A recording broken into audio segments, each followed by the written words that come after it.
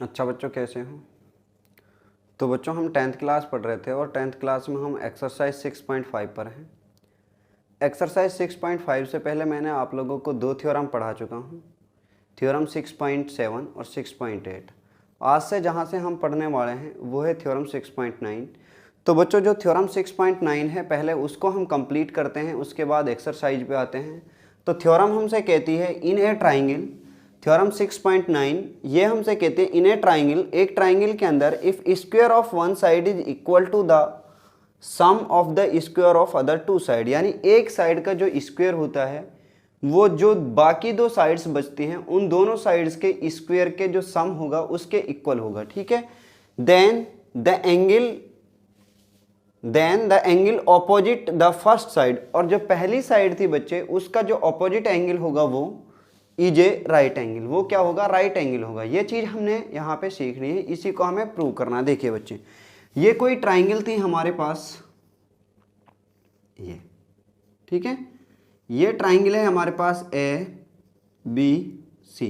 इस ट्राइंगल की जो साइड ये है वन साइड, ठीक है, इस साइड की हम बात करते हैं। जो हमें गिवन है पहले वो लिख लेते हैं और उसके बाद जो हमें फाइंड आउट करना है वो करते हैं। ठीक है बच्चों, देखिए तो हमें कहता है कि in a triangle if square of one side मान लीजिए हमारे पास ऐसी है। अब वो कुछ भी मान सकते थे हम यहाँ से, लेकिन वो डिपेंड करेगा आगे चल के, फिर हम सिचुएशन पे लेके आएंगे क्वेश्चन को। जब मैं पहले इसी को मान के चलता हूँ कि ऐसी साइड की वो बात करता है, तो ऐसी का जो हमें दिया है वो दिया है given A C square is equal to A B square plus B C square. ये चीज बच्चे क्या है? गिवन है। क्लियर इतनी चीजें?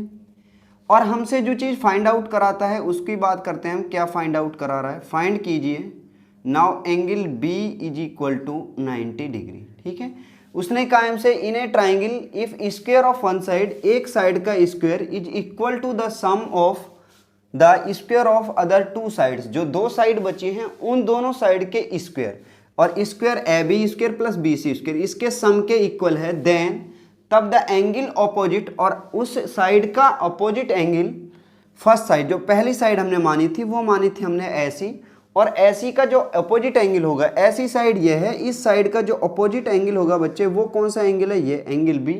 और इसी को हमें प्रूव करना है कि ये एंगल कैसा होगा? 90 डिग्री का एंगल होगा। क्लियर इतनी चीजें? चलो, तो इसको प्रूव करने के लिए बच्चे हमें थोड़ी सी कंस्ट्रक्शन करनी होगी, और वो कंस्ट्रक्शन हमारे पास क्या है? वो कंस्ट्रक्शन हमारे पास ये है कि we draw a triangle P Q R. हमने एक ट्राइंगल ड्रॉ की है बच्चे, जो ट्राइंगल क्या है हमारे पास? पी क्यू आर है। कैसी ट्राइंगल है? P Q are. और इस राइट एंगल ट्राइंगल है बच्चे। कैसी ट्राइंगल है ये? राइट एंगल ट्राइंगल है। We draw a right angle triangle, ठीक है, which is right angle at Q, और जो बच्चे किस पर राइट एंगल है? क्यू पर राइट एंगल है। यहां से angle Q is 90 degree. And मेरे प्यारे बच्चों, हमें यहां से एक चीज और लेके चलनी है, वो क्या है कि जो पी क्यू की जो लेंथ है वो लेंथ किसके इक्वल है? ए बी के इक्वल है। और जो बी सी की लेंथ है वो किसके इक्वल है? क्यू आर के इक्वल है। ठीक है, यानी आप लोगों की पी क्यू इक्वल है किसके बच्चे? ए बी के। ये हमने किससे मान के चल रहे हैं? हम ये चीज सारी की सारी हमने इस चीज को क्या किया? लेट किया है। ठीक है, P Q is equal to A B and Q R is equal to B C. ये चीज हमने कहाँ से ली है बच्चे? कंस्ट्रक्शन से इस चीज को हमने मान के चले हैं। ठीक है, अब आप मेरे प्यारे बच्चों इस पे आइए। जो ये ट्राइंगल हमें दिया है, triangle P Q are, triangle P Q are कैसी ट्राइंगल है? एक राइट एंगल ट्राइंगल है, और जितनी भी राइट एंगल ट्राइंगल होती हैं वो सारी की सारी पाइथागोरस थ्योरम को क्या करती है? फॉलो करती हैं। तो in right angle triangle, now solve in right angle triangle, in right angle triangle P Q are.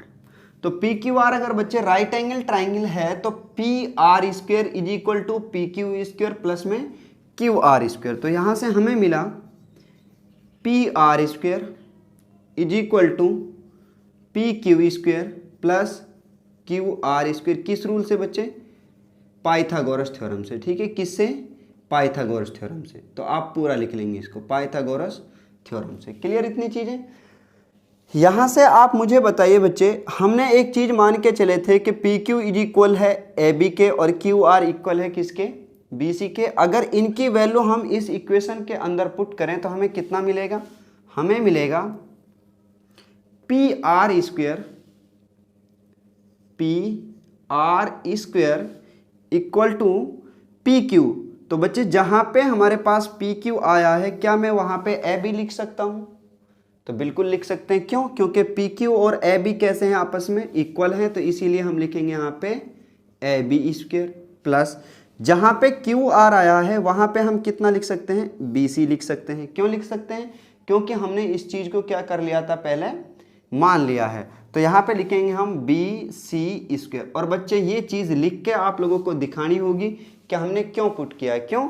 क्योंकि हमारे पास जो पी क्यू था वो इक्वल है किसके, पी क्यू इक्वल था ए बी के। कहाँ से? By construction, by construction. Same उसी तरीके से मेरे प्यारे बच्चों जो क्यू आर है वो इक्वल है किसके, बी सी के, बाई कंस्ट्रक्शन।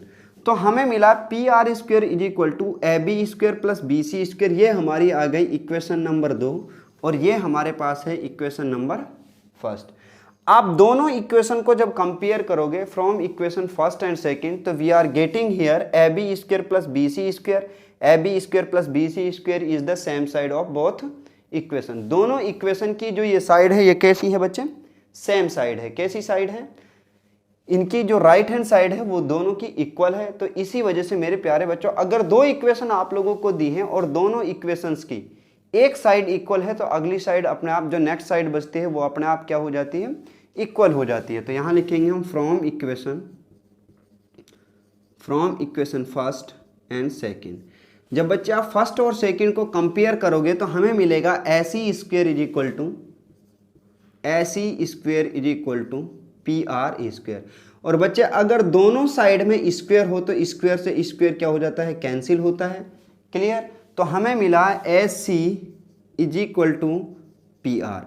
ए सी किसके इक्वल आया, पी आर के इक्वल आया है। क्लियर? तो अब हमारे पास ये जो दो ट्राइंगल्स थी मेरे प्यारे बच्चों, इन दोनों ट्राइंगल्स के अंदर आप लोगों को कितनी चीजें इक्वल मिली हैं। देखिए, सबसे पहली चीज हमें मिली ए बी पी क्यू के इक्वल है, किस रूल से, बाई कंस्ट्रक्शन से। B C Q R equal है किसके, किस रूल से, बाई कंस्ट्रक्शन से। और मेरे प्यारे बच्चों जो ए सी है वो किसके इक्वल हुई, पी आर के, किस रूल से, हमने अभी इस चीज को क्या किया है, प्रूव किया है। क्लियर? और अगर दो ट्राइंगल्स की तीनों साइड इक्वल होती हैं तो बताइए वो दोनों ट्राइंगल्स कैसी होती हैं। अगर बच्चे दो ट्राइंगल्स की, समझिए ध्यान को, अगर दोनों ट्राइंगल्स की तीनों साइड इक्वल हैं तो वो दोनों ट्राइंगल्स कॉन्ग्रुएंट भी होंगी और सिमिलर भी होंगी।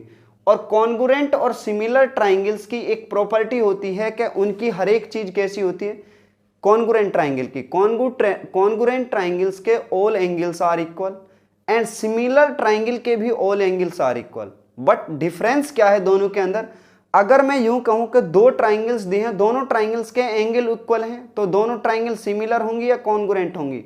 तो बच्चे वहां पे हम कहेंगे कि वो ट्राइंगल सिमिलर होंगी, लेकिन कॉन्ग्रुएंट हो भी सकती हैं और नहीं भी हो सकती। ठीक है, ये चीज मैं आप लोगों को पहले भी बता चुका हूं। तो आप जिस दिन मैंने इसका बेसिक वीडियो था उसमें मैंने इन सब बातों को बहुत अच्छे से बताया था। ठीक है, तो यहां पे हम इसको लिखेंगे हम in triangle A B C and triangle P Q are.